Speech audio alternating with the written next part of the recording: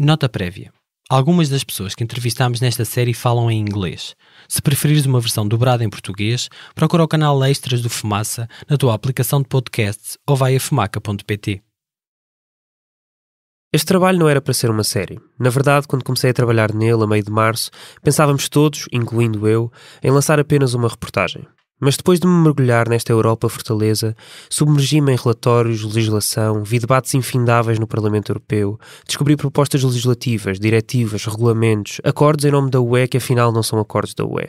E mais importante do que isto, ouvi as histórias de imigrantes e refugiados, entrevistei deputados, advogados, ativistas e tantas outras pessoas. E menos de um mês depois de começar, tinha descoberto que para vos explicar os mecanismos que fizeram os muros da União Europeia erguer-se, precisava de uma coisa: tempo. No Fumaça acreditamos que apenas com a profundidade certa conseguimos explicar os temas mais complexos e estruturantes da nossa sociedade. E quando estamos à porta de uma das mais importantes eleições dos próximos anos em toda a Europa, só assim sentimos que estamos a fazer o serviço público que esperam de nós. E queremos contar com o teu apoio. Todo o jornalismo que fazemos é aberto a toda a gente, mas custa dinheiro. E para continuarmos a fazê-lo, com o tempo e a profundidade necessária, precisamos de recursos. Se acreditas que o que fazemos é importante, considera contribuir com 3 euros por mês. Vai a fumaca.pt/contribuir. Muito obrigado às dezenas de pessoas que o fizeram no último mês. And one day we came across an article on the golden visa opportunity to Portugal.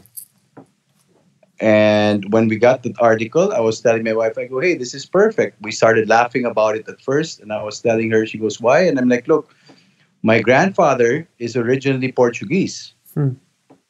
But lived in Macau. This is a long time ago, no? When Macau was still a Portugal, when Macau was still a colony of Portugal.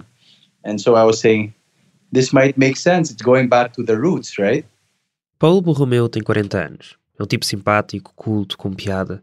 Não é difícil estar à conversa com ele durante horas. É natural de Manila, a capital das Filipinas, onde vive com a mulher e as 2 filhas, e é presidente e CEO da Ayala Healthcare Holdings, uma empresa privada de saúde. Há 2 anos, em 2017, viu um anúncio sobre os Golden Visa, ou vistos Gold, e foi assim que tudo começou. And one of our trips to Europe, sometime in 2017, I believe that was around October, I sent David an email prior to flying, and I go, hey, I'm going to be down there. Can you talk me through this whole Golden Visa thing? And that's how it started. Inicialmente escreveu uma mensagem no fórum à procura de ajuda para entender o que era isto dos Golden Visa. David Poston, que tinha experiência com vistos Gold e no mercado imobiliário português, respondeu ao pedido e recebeu-o em Lisboa. O negócio ficou feito nesse mesmo outubro. Mais de €500 mil investidos num apartamento perto da Baixa de Lisboa, e Paulo estava pronto para iniciar o processo que o levaria a ter autorização de residência no país. Não foi o único. Dados de março de 2019 mostram que desde a criação dos vistos Gold em 2012 foram já atribuídos 7.291. A história de hoje é sobre um deles. A série Aquilo é a Europa é uma história sobre a Europa fortaleza. Seja toda a gente bem-vindo ao Fumaça, eu sou o Ricardo Esteves Ribeiro.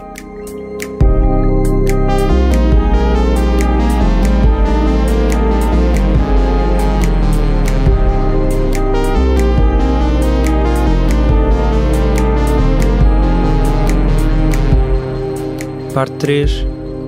Paulo. Paulo Borromeu conta-me que a principal culpada por investirem em Portugal é a sua mulher. Foi ela que deu o empurrão final que precisavam para viajar até Lisboa em 2017, com vista a procurar um apartamento à venda na cidade. Paulo tinha já estado no país por volta de 2008, não se lembra ao certo. Na altura, ficou apaixonado pela capital. I really enjoyed Lisbon when I was there. I was just fascinated with everything. The simplicity of life and yet the beauty of old and new. E quando veio pela segunda vez a Portugal, em 2017, o mesmo aconteceu com a sua companheira. When we went back in 2017, it was me and my wife, and we fell in love with the place. As in, everything. I love the fact that it's a walking city. People are very friendly, very fluent in English, very easy to get around. And we just liked everything about it. A decisão foi rápida. Reuniu-se com David Poston, que lhe explicou o processo e o apresentou a uma firma de advogados que o ajudaria, e foram visitar apartamentos à venda. Escolheram um na Baixa e avançaram. What was your, let's say, the reason why you would come to Portugal with the Golden Visa? Okay, the main reason first was I have little children. I have a 7-year-old and I have a 5-year-old. I always believe it is always good to create options for them now that I still can and I can afford it. So when I mean options, later on in life, it's easier to move around with a Portuguese passport as compared to a Philippine passport. And at the same time, Portugal is such a beautiful place, and how do I say it? I can see myself living there and doing things there. A ideia, diz Paulo, é que dia, se tudo correr bem, ele e a sua família possam mudar-se para cá. Let's put it this way, Ricardo. I don't really see my first purchase as an investment for me. I mean, investment to make money. I basically got that place because that's where I'm going to be staying when I move there. Se a primeira aquisição não era um investimento, a segunda foi. Em fevereiro de 2018, comprou um prédio antigo no bairro Alto que está agora em obras. A ideia é vendê-lo logo que acabem. Por esta altura, Paulo tinha já iniciado o seu processo junto do Serviço de Estrangeiros e Fronteiras.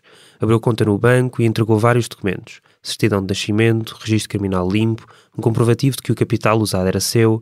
Depois, esperou pelo agendamento do CEF. How long did it take until CEF actually said, yeah, come to my office, you have an appointment? Okay, so that was October, November, December, January, February, March, April, May, June. 8 months after. Oh. Como as Filipinas não têm embaixada portuguesa, o processo demorou mais do que o costume. Teve de autenticar os documentos da embaixada portuguesa mais próxima, em Jakarta, na Indonésia, e só depois foi chamado de novo a Portugal para fazer testes biométricos. Na prática, incluir a sua impressão digital e fotografia na base de dados do país.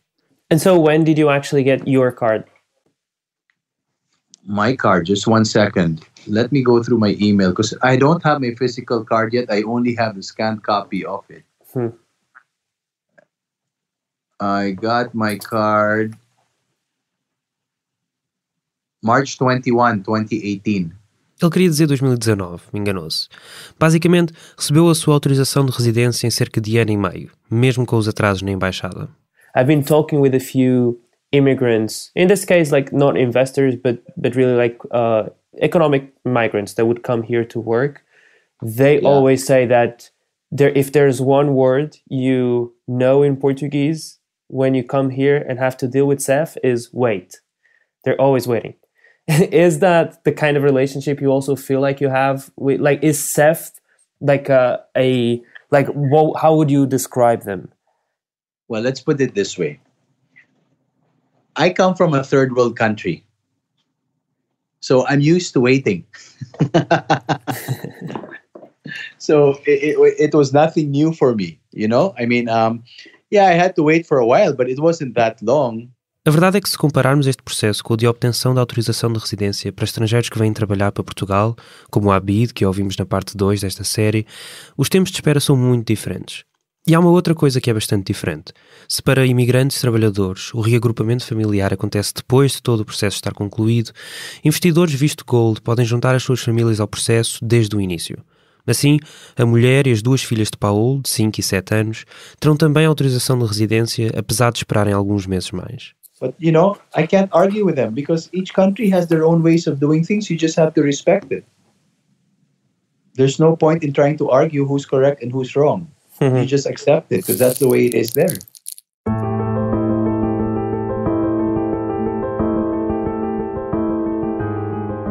Desde 2012 que a Lei de Estrangeiros possibilita a concessão de autorizações de residência para atividades de investimento.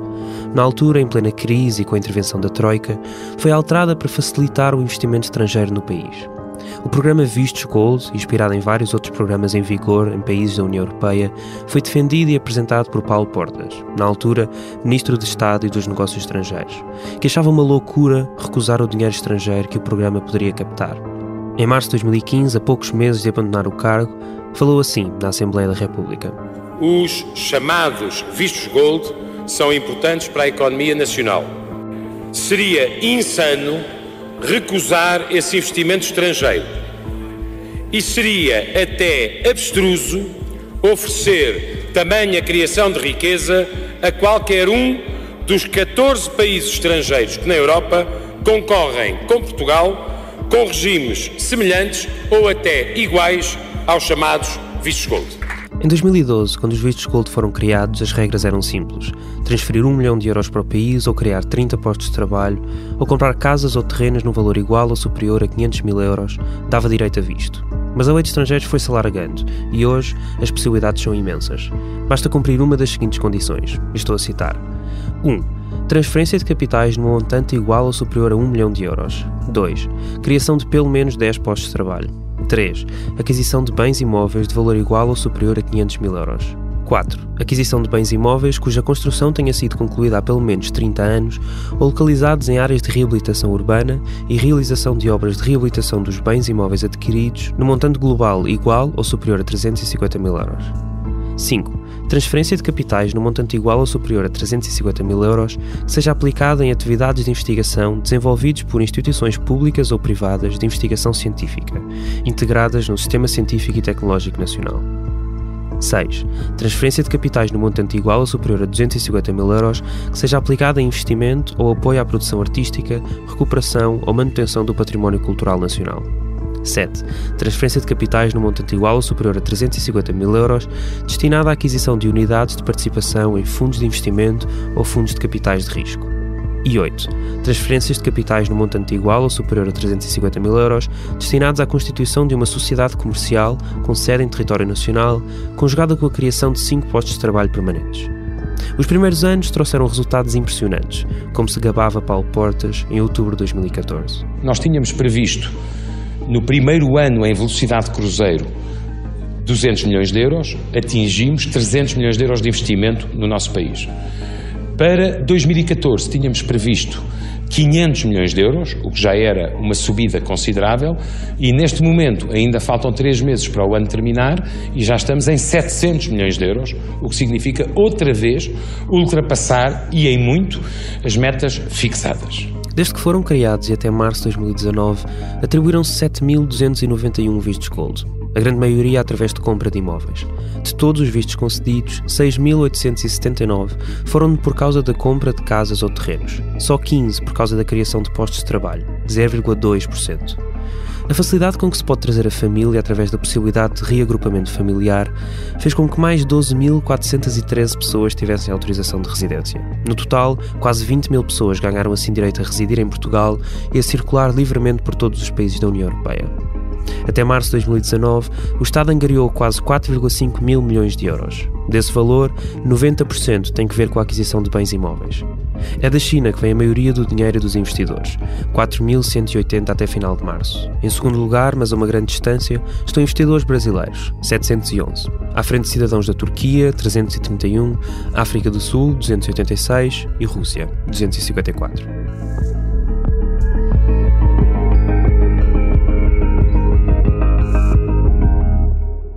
My name's David Poston. I work for Portugal Homes. I'm one of the co-founders. And I've been working in the Portuguese market on and off since 2005. Foi David Poston que recebeu Paulo Borromeu quando este decidiu investir no país. Veio pela primeira vez a Portugal em 2004, durante o Campeonato Europeu de Futebol. Apaixonou-se pelo país e decidiu que tinha de vir para cá viver. Começou por trabalhar no mercado imobiliário do Algarve em 2005 e em 2017 cofundou a Portugal Homes com Gary Harland, o seu sócio. A Portugal Homes é uma empresa do imobiliário focada no mercado dos vistos Gold, de onde vem a maioria dos seus clientes. A sua equipa, sediada em Lisboa, trata do processo de aquisição de título de residência desde o início até ao fim. Encontra-se com os clientes dos países de origem, traz-los para Portugal, organiza visitas a imóveis à venda, apresenta os investidores às firmas de advogados e já depois do investimento estar feito, ajudam na remodelação e manutenção do imóvel e ainda servem de representantes fiscais em Portugal. O processo de obtenção do visto Gold é bastante simples. Em primeiro lugar, o investidor tem de criar uma conta num banco português, adquirir o imóvel ou fazer o investimento e depois submeter o pedido de autorização de residência online na plataforma do CEF, juntamente com a certidão de nascimento, registro criminal e, se quiser obter a residência para a sua família, os mesmos documentos para filhos menores, esposa ou esposo, pais e sogros. From the moment you do your online application, usually it takes about 30 days to get a reply from CEF. If your documents have been accepted and everything's fine, they'll then invite you to come back to Portugal to do biometrics. Ao contrário de imigrantes trabalhadores, a maior parte dos investidores de vistos Gold não espera em Portugal pelo título de residência. Voltam para os seus países de origem e apenas marcam nova viagem quando o CEF agenda os testes biométricos. From that moment then, Well, it depends. If you do your biometrics in Lisbon, it takes around 6-7 months to get your visa. If you go to Porto or you go to the Algarve, around 3 months, so it's much quicker. Se o processo para a obtenção de autorização de residência através do visto Gold é bastante mais simples do que para um imigrante trabalhador, com muito menos barreiras legais e até menos tempo de espera, há uma coisa que refugiados, imigrantes e investidores parecem estar de acordo: na crítica aos serviços estrangeiros e fronteiras. It is difficult. They do make things a little bit more difficult than they could be, I think. Muito mais difícil do que noutros países da União Europeia, diz David. So they made the investment, they did everything that the government asked, they provide all the documents, and then they were waiting 12 to 15 months to get their visa approved. Okay, so the process would be more than 2 years in that case? From the moment they invested, it was taking them 1.5 to 2 years to actually be able to get that card and be able to come and live here or travel freely. No decorrer desta reportagem, enviámos um e-mail aos Serviços Estrangeiros e Fronteiras a perguntar quanto tempo demora, em média, a autorização de residência para vistos Gold. A resposta foi a seguinte: de acordo com a atual Lei Geral de Estrangeiros, o prazo de instrução dos processos completos é de 3 a 6 meses, caso se trate de concessão ou renovação, podendo ser prorrogado em casos de maior complexidade. A duração do processo está também condicionada à apresentação dos documentos necessários por parte dos interessados. Ainda assim, a resposta não permite perceber se o prazo legal é ou não cumprido e qual o tempo médio real para a concessão de um visto Gold. A partir do momento em que o processo termina, o investidor fica com a autorização de residência durante 1 ano, renovável mais 2 vezes por 2 anos cada. Para a renovação, apenas é necessário que as condições se mantenham, registro criminal limpo, por exemplo, e que passe 7 dias seguidos ou interpelados por ano em Portugal. Findos os 5 anos, a autorização de residência pode transformar-se em permanente e é possível candidatar-se à nacionalidade portuguesa. O programa de vistos Gold está presente em mais de 19 países da União Europeia. Em 3 deles, Malta, Bulgária e Chipre, é possível obter diretamente o passaporte e, na prática, a cidadania. Mas para David, o programa em Portugal é o mais apetecível. For me, it's a much easier, straightforward program here. You can invest 500,000 or there's a reduced option of 350. There's lots of checks in terms of obviously making sure your criminal record and everything stacks up. And you spend 7 days a year in the country. And it's a 5-year program. So it's not a quick fix in terms of getting a passport really quick like Malta and Cyprus. But for me, it's a better program overall. And Portuguese citizenship for me is one of the best citizenships to have in the world. Why do you say that? Well, they're not involved in any conflict. There's no terror threats on Portugal whatsoever. There wasn't in the Second World War. It's a very neutral country. It's welcoming.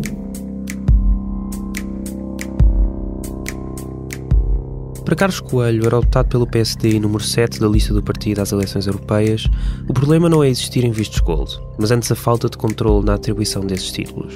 Vamos cá ver. A questão dos vistos Gold é saber se é legítimo ou não o Estado ter instrumentos que facilitem a obtenção de investimento estrangeiro. Portanto, se há um investidor que diz eu quero ir ao vosso país para fazer investimento, eu não vejo nenhum problema em que se facilite a vinda dessa pessoa. O que eu acho mal é que essa pessoa possa vir sem controles de segurança. Como eu disse na minha intervenção aqui no Parlamento Europeu ainda há uma semana, eu não quero que um criminoso russo, por falta de controle, disfarçado de investidor com visto Gold, acabe por ficar com visto Gold ou na Roménia ou em Portugal. Ou com cidadania num dos sítios onde é possível ter cidadania. Mas isso, a cidadania é mais complicado. A cidadania eu acho que é revoltante. Atribuir a cidadania contra investimento é vender o título de cidadão. Eu acho isso, sob o ponto de vista dos princípios, revoltante. Os vistos Gold não são isso. Os vistos Gold é facilitar a entrada no país de alguém que vem investir. Portanto, de certa forma, é aquilo que nós fazemos em nossa casa. Quando temos um visitante, queremos tratar bem e pomos a passadeira vermelha. Portanto, corremos a abrir a porta. Portanto, é uma atitude de facilitar a entrada na nossa casa de alguém que nós vamos a precisar por uma razão legítima. Eu isso não vejo problemático. O que vejo problemático é que isso nos leva a fechar os olhos ao passar dessa pessoa às intenções dessa pessoa e, portanto, que seja possível, por exemplo, um mafioso russo sobre o qual recai um mandato de detenção europeu e, portanto, que nós não devíamos deixar entrar no território porque vem fazer um investimento que nós fingimos que não sabemos e deixamos. Carlos Coelho é relator de uma proposta de alteração legislativa ao regulamento do VIS, o Sistema de Informação sobre Vistos, um mecanismo de intercâmbio de dados entre países do espaço Schengen. Sendo aprovada, vai aumentar os controlos para quem queira vir para a Europa e, segundo Carlos Coelho, garantir a segurança para quem venha investir através dos vistos Gold. Há na União Europeia 20 países que têm sistemas parecidos com os vistos Gold. Eram emitidos com praticamente sem nenhum controle de segurança. E na reforma do visto, do Sistema Europeu de Vistos, que eu fui o relator e que foi aprovado agora, alterámos isso. Pusemos a exigência da sujeição dos requerentes de vistos Gold a 15 controles de segurança contra 7 bases de dados europeias. Interpol, entre outras. Entre outras, o Sistema de Informação de Schengen, etc. O Visa. E isso garante um maior controle dos vistos Gold. Curiosamente, não foi fácil fazer passar isto cá, porque a maior parte dos socialistas europeus estavam contra essa minha proposta. Justiça se lhe faça, os socialistas portugueses, e particularmente a deputada Ana Gomes, estiveram do lado certo da história. Mas isto não foi fácil. Não é? Mas o Parlamento Europeu aprovou. Esta é a nossa posição e agora esperemos que o Conselho nos dê razão. A negociação entre o Parlamento e o Conselho vai continuar e vai decorrer por razões de calendário já no próximo mandato parlamentar. A proposta foi aprovada pelo Parlamento Europeu no passado 13 de março, com 522 votos a favor, 122 contra e 31 abstenções. Agora, seguirá para as negociações entre o Conselho, o Parlamento e a Comissão Europeia. Dos 21 eurodeputados portugueses, apenas 4 votaram contra. Marisa Matias, do Bloco de Esquerda, e os 3 deputados do PCP, incluindo João Pimenta Lopes, número 3 da lista da CDU às eleições europeias deste maio. O que esta diretiva fez foi alargar as restrições nacionais de países terceiros, a aumentar o nível de controlo através, por exemplo, de reconhecimento facial, de recolha de dados dactilográficos, aumentar os níveis de controle e de restrições à possibilidade de aceder vistos, aumentar os custos, alargar as idades, portanto, entre os 6 e os 70 anos no nível de controle. Sujeitar as pessoas a 15 controles de segurança. Dizia-se, por exemplo, um dos argumentários era que, bom, mas em Portugal o cartão do cidadão, as crianças já fazem a recolha da impressão digital desde os 6 anos. Nós estamos a confundir um documento de identificação de um país com um documento temporário de presença num país. Quer dizer, eu se hoje for a um conjunto muito significativo de países, frutos de acordos que são estabelecidos, na maior parte deles, basta-me apresentar o cartão de identidade. Não vou preencher nenhum formulário, não vou colocar a minha impressão digital em lado nenhum. E, portanto, é quase uma lógica de criminalização e de apontar como suspeitos aqueles que são os que vêm do exterior. Na prática, sendo esta proposta de regulamento aprovada, vai ser mais difícil entrar na Europa para quem é de um país terceiro. Propõe-se o aumento dos controles de segurança para quem venha para o espaço Schengen, seja como turista ou para aqui residir. Passarão a ser cruzados dados em várias bases de dados internacionais. Alargar-se-ão as idades a quem são feitos testes biométricos. Por exemplo, crianças a partir dos 6 anos passarão a ter de entregar a sua impressão digital e será feito reconhecimento facial. Embora Carlos Coelho defenda estas alterações como algo que trará regras mais apertadas para os diversos regimes europeus de vistos Gold, a verdade é que não há qualquer alusão aos vistos Gold ou a autorizações de residência para atividades de investimento nesse regulamento. As mudanças legislam sobre vistos e autorizações de residência no geral. Sendo aprovada, ela vai ter implicações não só para investidores que querem vir para Portugal ou para outro país qualquer da União Europeia que tenha vistos Gold, mas também nas milhares de pessoas indocumentadas que estão em Portugal e que precisam de ser e que estão à espera de autorização de residência, alguns deles há 2, 3, 4, 5, 6 anos. A nossa análise é que mais do que portanto, a questão dos vistos Gold foi um fediver e, portanto, esses continuarão a ter as facilidades que até agora tiveram de ultrapassar restrições. O alvo desta diretiva foi precisamente esses milhares de potenciais trabalhadores, de pessoas que estão à procura de estabilizar a sua vida, ou até a possibilidade de pessoas que nem vêm trabalhar, mas que possam vir apenas para efeitos, por exemplo, turísticos, não é? E, portanto, que tenham justificação para estar em períodos de menor duração no país. Ou seja, criar limitações, criar barreiras, alimentar mais uma vez a Europa dos muros e das restrições.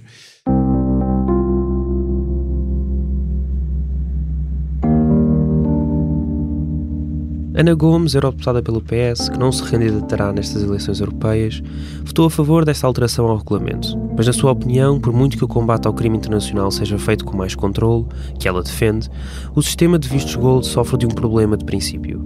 Sobretudo, a questão de fundo é a imoralidade do sistema. Quer dizer, e aqui não me refiro apenas a Portugal, refiro-me a toda a União Europeia, quando vários países procuram justamente, sem o dizer, mas erguer a Europa fortaleza, que obviamente nunca será sustentável, e é completamente imoral que, relativamente a migrantes ricos, abram as portas com o canal dourado, em troca de dinheiro, pondo em causa a integridade do sistema de Schengen, pondo em causa a segurança coletiva, porque obviamente estes são esquemas para branquear capitais, são esquemas para importação de criminalidade e de criminalidade organizada, e portanto são de uma imoralidade e de um perigo tremendo. Na sua opinião, o mecanismo de vistos gold português é dos mais graves da Europa? No nosso país, o esquema é perverso, porque obviamente depois há toda uma indústria que se desenvolve à conta dos vistos gold, que é uma indústria obviamente de corrupção, de esquemas, como já disse, não há due diligence, desde advogados, contabilistas, agências imobiliárias não fazem a due diligence, a que estão obrigados nos termos das diretivas europeias contra o branqueamento de capitais e financiamento de terrorismo, mas efetivamente não o fazem. As autoridades nacionais também não o fazem, o controle é mínimo, não é avaliado e, sobretudo, o que é extraordinariamente grave no caso do nosso país é o secretismo total de que beneficiam quem recebe vistos gold e mais as pessoas que conseguem autorização de residência através do esquema de reunificação familiar. Em outubro de 2018, um relatório com o nome Escapadela Europeia, dentro do obscuro mundo dos vistos gold, apresentado pela Transparência Internacional e pela Global Witness, organizações não governamentais contra a corrupção, acusava Portugal e outros países da UE de não terem critérios claros para a aplicação do programa e de não terem mecanismos de verificação prévia, due diligence em inglês, necessários para garantir o combate à corrupção. A opacidade é total. Até países como Malta e Chipre, onde a forma de visto gold é do mais grosseiro que há, porque tem a ver com a venda direta da cidadania.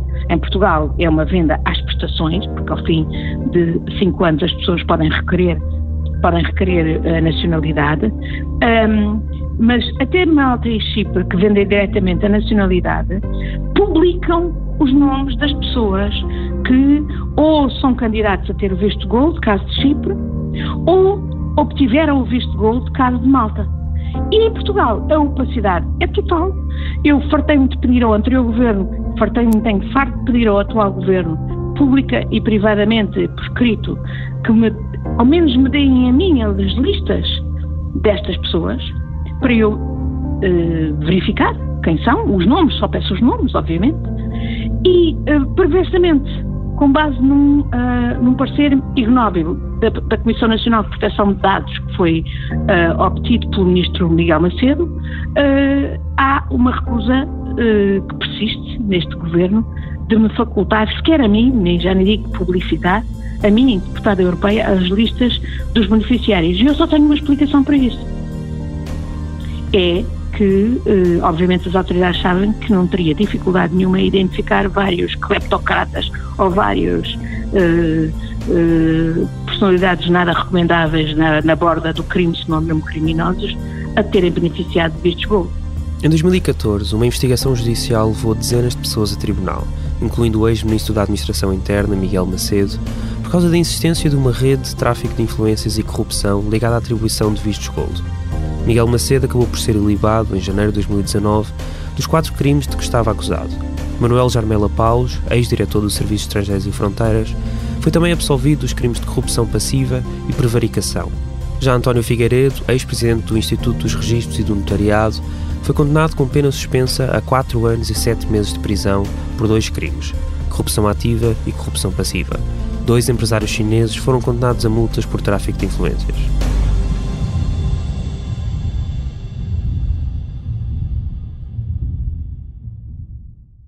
Em janeiro deste ano, a Comissão Europeia apresentou pela primeira vez um relatório exaustivo sobre os vistos gold, identificando vários problemas na concessão de passaportes, no caso da Bulgária, Chipre e Malta, ou autorizações de residência, como em Portugal. Diz que, sobre os controlos de segurança, a concessão de vistos gold, estou a citar, pauta-se pela falta de informação e que os Estados-membros têm poderes discricionários na abordagem que fazem nesta matéria. Lê-se também que a Comissão critica, e cito, as autorizações de residência obtidas em virtude de um investimento que exijam apenas uma presença física limitada ou mesmo nula do investidor no Estado-membro em causa. Por exemplo, a estadia mínima de 7 dias por ano em Portugal, pois isso pode levar a um procedimento acelerado para a obtenção da cidadania nacional e, por conseguinte, a cidadania da UE. Sobre a falta de transparência, a Comissão realça, e cito, falta de transparência e supervisão destes regimes, nomeadamente em termos de monitorização e a ausência de estatísticas sobre o número de pessoas que obtêm uma autorização de residência através dos referidos regimes. João Pimenta Lopes. Que relevância é que teve este relatório nesta altura? Absolutamente nenhum, porque não teve consequências práticas nenhumas. Não é? Nós podemos ter todos os relatórios que queiramos de identificação de realidades com as mais concretas e verdadeiras observações. Se depois não se traduzir essa análise em medidas práticas, então estamos só a fazer um ato de ilusionismo para enganar as pessoas. Ana Gomes. Digamos que o relatório é bom na descrição do sistema e dos problemas e claramente diz que há riscos para a segurança coletiva da União Europeia e de cada um dos Estados-membros que põem em prática estes esquemas, riscos de branqueamento de capitais, riscos de infiltração de criminalidade, identifica os problemas de cada um dos esquemas e em relação ao nosso país é particularmente incisiva sobre a falta de avaliação, a falta de due diligence e a falta de publicação dos nomes. A Comissão depois nas conclusões é mais tímida e promete constituir um grupo de trabalho para continuar a monitorizar e admite que possa atuar com procedimentos por infração do direito europeu em função dos casos que avalie. Mas não pede a cessação dos esquemas de visto gold. Já o Parlamento Europeu foi mais longe. No final de março, aprovou com 505 votos a favor, 63 contra e 87 abstenções, um relatório que pedia a revogação, e estou a citar, de forma progressiva e célere de todos os regimes de cidadania pelo investimento e de residência pela atividade de investimento. David Poston, cofundador e diretor da Portugal Homes, que ouvimos há pouco, também entende que em alguns países pode haver razões para mais controle. Do you feel like this is a fair concern? I think in some of the countries, yes. I think here, in terms of the criminal records and the way that they're checked, I don't think that you're inviting criminals here. I think there is some concern in some countries because it is very easy to get around things. I was actually in Cyprus and Greece and Malta last year because we have some clients that show interest in that. So it's important that we understand those markets as well. And when you speak to lawyers there is ways around things. Whereas here, it's a very straightforward program, and you either comply or you don't comply. There's a lot of compliance with the banks here as well to check where the money come from and how it's done. So it's a difficult one because you have to be careful because if you put too many obstacles in the way, people will just stop coming. So it depends on. From my understanding, the reason that the visa program was launched was to bring high net worth individuals into the country and to try and help with austerity and to bring some money in. And if you put too many obstacles in the way, they will just go somewhere else. Mas se poderia pensar que, pela opinião de Ana Gomes, o Partido Socialista seria contra o sistema de vistos gold, a verdade é que não é. E a política do governo mostra-o. Eurico Brilhante Dias, secretário de Estado da Internacionalização, foi muito claro quando em março falou ao programa Conversa Capital da Antena 1 e do Jornal de Negócios. Nós não temos nenhuma medida, nenhum plano para restrições ou para bloquear investimento estrangeiro de qualquer origem. A Europa Fortaleza de que falámos durante as 3 partes desta série foi criada desde o início da União Europeia como parte do seu projeto fundador. Quanto mais se deitaram fronteiras abaixo dentro da UE, mais elas se reforçaram à sua volta. E tudo isso tem vindo a ser solidificado ao longo de décadas. A falta de consenso para a redistribuição de refugiados, a criminalização das ONGs de resgate no mar Mediterrâneo, os acordos com países como a Turquia para impedir refugiados de chegar ao espaço Schengen, o reforço das fronteiras através da Frontex ou as barreiras burocráticas e legais à obtenção de autorizações de residência para imigrantes trabalhadores. Mas o que parece também claro no aprofundar das políticas da União em relação a quem é de fora é que há muitos critérios. Mori Camará, só a 4ª vez em que tentou atravessar o mar Mediterrâneo em barcos de borracha, chegou à Europa. Antes, foi torturado durante meses na Líbia. E mesmo quando foi resgatado em alto mar, teve de esperar mais de 1 semana até que aceitassem o seu desembarque. Hoje, em Portugal, continua à espera, desta vez do estatuto de refugiado. Mohamed Abid Khan veio do Paquistão para Lisboa à procura de uma vida melhor e mais segura que pudesse oferecer às suas filhas. Só quase 3 anos depois conseguiu ter autorização de residência. Só falta a família, mas para isso acontecer ele tem de provar que ganha o suficiente e por isso tem 2 empregos ao mesmo tempo. Nem ele sabe quando isso será. Paulo Borromeu, por outro lado, conseguiu autorização de residência 1 ano e meio depois de investir 500 mil euros, sem sequer viver no país. Nesta União Europeia, enquanto que quem procura uma vida melhor ou simplesmente procura vida fica de fora, quem chega com uma mala de dinheiro é sempre bem-vindo. A Fortaleza não foi feita para barrar toda a gente. Apenas quem não faz falta.